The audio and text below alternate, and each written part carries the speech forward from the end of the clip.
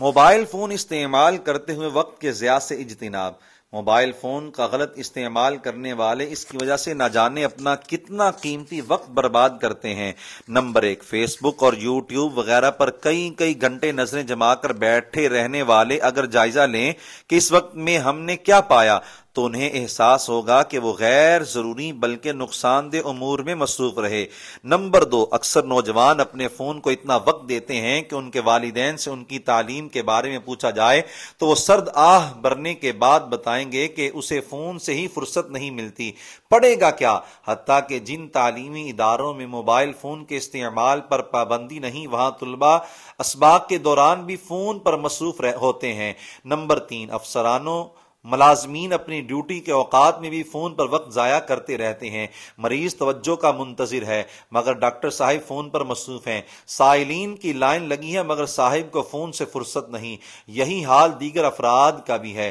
وقت کی قدر، اسلامی تعلیمات کے مطابق انسان کا وقت نہایت قیمتی ہے۔ یہ ایسی دولت ہے جو صرف ایک بار ملتی ہے اور ضائع ہو جائے تو نقصان کا ازالہ اور تلافی ممکن نہیں۔ بیماری کے بعد اللہ تعالیٰ دوبارہ صحت عطا کر دیتا ہے، غربت و افلاس کے بعد پھر سے مال میسر ہو جاتا ہے، لیکن جو گھڑیاں گزر جاتی ہیں ساری دنیا کے اسباب جمع ہو کر بھی ان کو واپس نہیں لا سکتے۔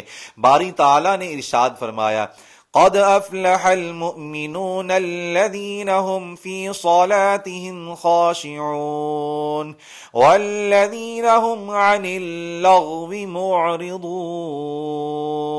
یقیناً ایمان والے کامیاب ہو گئے جو اپنی نمازوں میں خشوع و خضوع کرتے یعنی عاجزی کرتے اور گڑ گڑاتے ہیں، اور جو کسی بیہودہ یعنی فضول بات کی طرف توجہ نہیں کرتے۔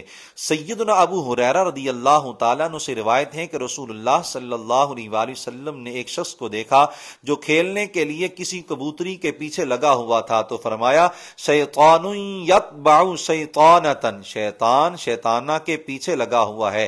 محدثین کرام نے لکھا اس شخص کو شیطان اس لیے فرمایا کہ وہ عبادت کو چھوڑ کر ایک بے مقصد کام میں مصروف اور غفلت میں مبتلا تھا، اور کبوتری کو شیطانہ اس لیے فرمایا کہ وہ اس غفلت کا سبب تھی۔